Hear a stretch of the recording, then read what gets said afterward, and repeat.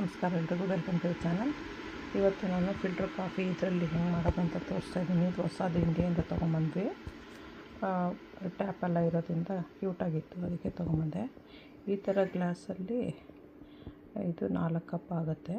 ಅಂದರೆ ಮಿಲ್ಕ್ ಅರ್ಧ ಹಾಕ್ಕೋಬೇಕು.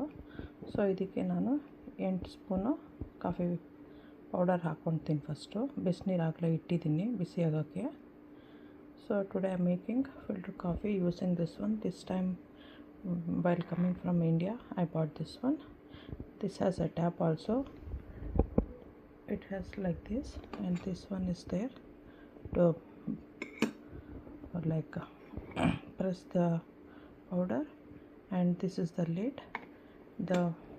We have to put powder here and put this one, and then put water, hot water. The decoction comes here, then we can pour it here with milk and sugar. You can add sugar here also, otherwise you can add sugar here. So I am using this coffee powder today. It's a dark roast. I'll be putting 8 spoons to get it filtered. 8 spoon ಹಾಕ್ತಾಯಿದ್ದೀನಿ. ಈ coffee powder use ಮಾಡ್ತಾಯಿದ್ದೀನಿ ಈ ಸತಿ.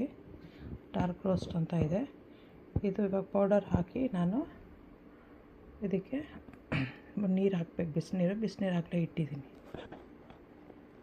I already kept the water to heat in a kettle.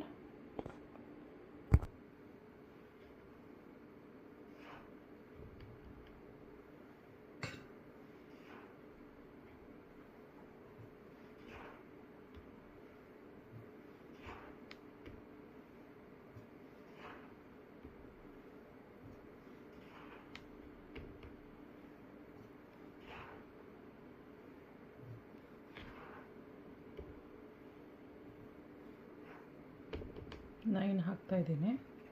ಇದು ಮುಚ್ಚಳ ಹಾಕೋಣ. I put 9 spoons. Take a spoon and spread it out. ಒಂದು spoon ತೊಗೊಂಡು ಸ್ಪ್ರೆಡ್ ಮಾಡೋಣ ಫಸ್ಟು.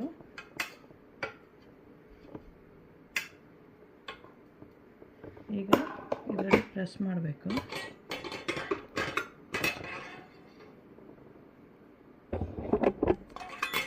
ಪೌಡರು ಇವಾಗ ಪ್ರೆಸ್ ಮಾಡೋದು.